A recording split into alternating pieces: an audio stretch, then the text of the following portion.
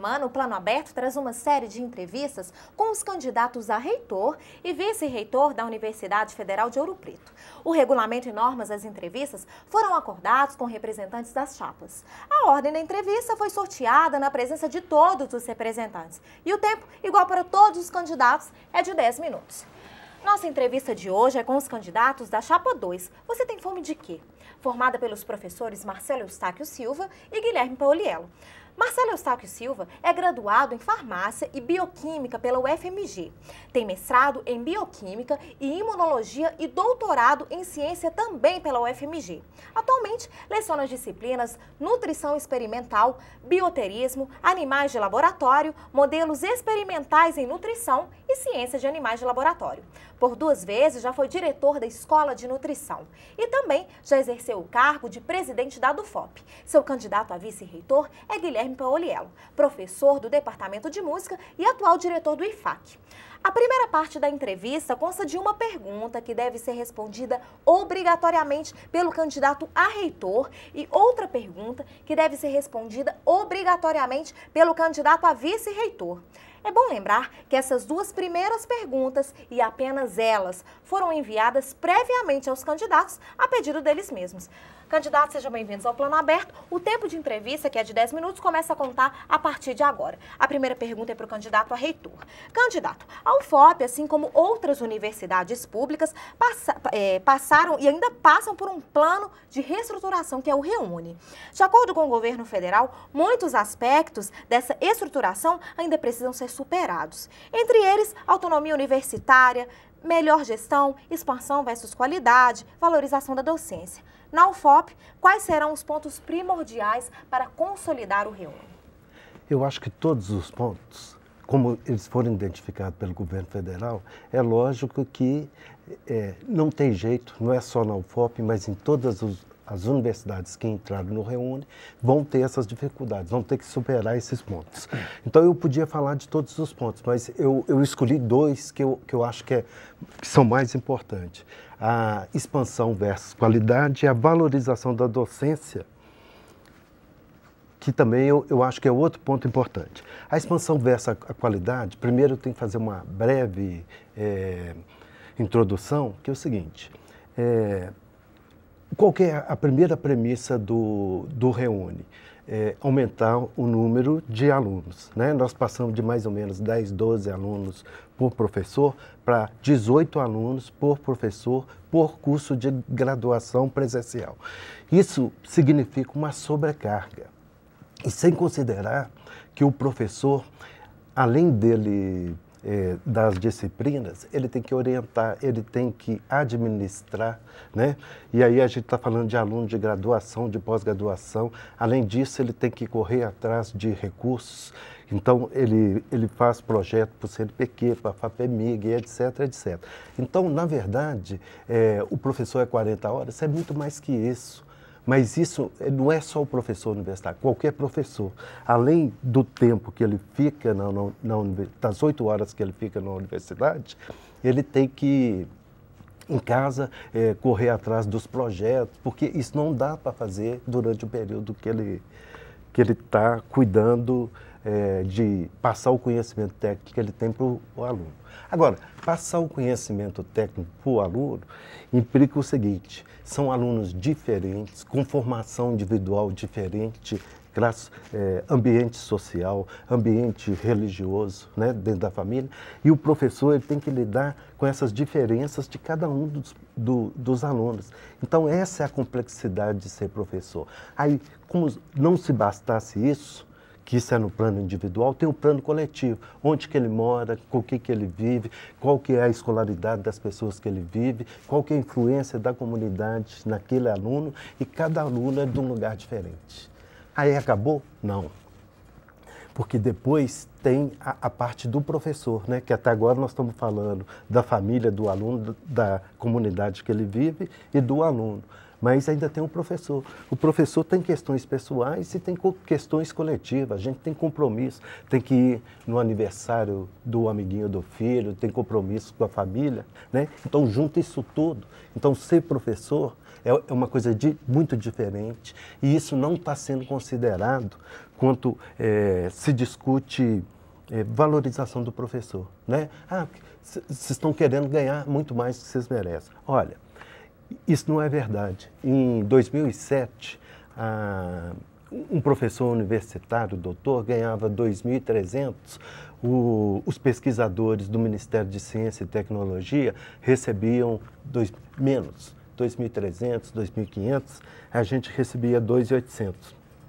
Hoje nós recebemos por volta de R$7.000 e eles recebem, dependendo da instituição que eles estão, 10.000 ou 13.000, entendeu? E a formação deles é igual à nossa, só que nós temos muito mais compromisso. E a valorização da docência, eu acho que é uma questão importante, porque valorização não é só receber bem, não é só ter uma carreira bem definida e que satisfaça os anseios sindicais, os anseios acadêmicos, os anseios, todos os anseios. É preciso, valorização tem relação com formação, entendeu? Então o professor precisa estar sofrendo um processo de formação continuada. E só assim que tem uma solução. Então, como é que a gente, com uma sobrecarga, vai ter tempo para ter essa melhor formação? E essa melhor formação passa também por financiamento, né? Eu preciso de uma ajuda para fazer um curso lá no Rio Grande do Sul, que é da minha área, mas eu não tenho condição de ir só com o meu salário, entendeu? Então, são várias coisas que estão envolvidas. Próxima pergunta é para o candidato a vice. Candidato, a universidade se sustenta em 3 pilares fundamentais, que é o ensino, pesquisa e extensão. Hoje há um desafio de melhor integrar essas bases e estreitar os seus laços com a comunidade. Como a UFOP pode agregar essas bases do conhecimento, realizando uma ponte estreita entre seus estudos e as comunidades em que possui unidades? Bom, é preciso destacar inicialmente que essa articulação entre ensino, pesquisa e extensão muitas vezes ocorre de maneira satisfatória. Então é preciso identificar quando isso acontece. Por exemplo, nos programas bem estruturados de pós-graduação, né, os alunos da graduação já se encaminham para esse programa, então eles já têm um olhar para a pesquisa, de maneira que se cria essa articulação entre o ensino de graduação, por exemplo, e a pesquisa na pós-graduação. Quanto a fazer com que esse conhecimento dialogue com a sociedade, é preciso realmente estabelecer uma relação da universidade com a sociedade de diálogo, no sentido de identificar, por um lado, identificar quais são as demandas sociais, né? E, por outro lado, reconhecer quais conhecimentos são importantes para a sociedade e quais representaria assim, uma quebra de senso comum para que a divulgação científica, né, dos conhecimentos gerados no ensino e na pesquisa sejam de fato acessíveis às pessoas, né?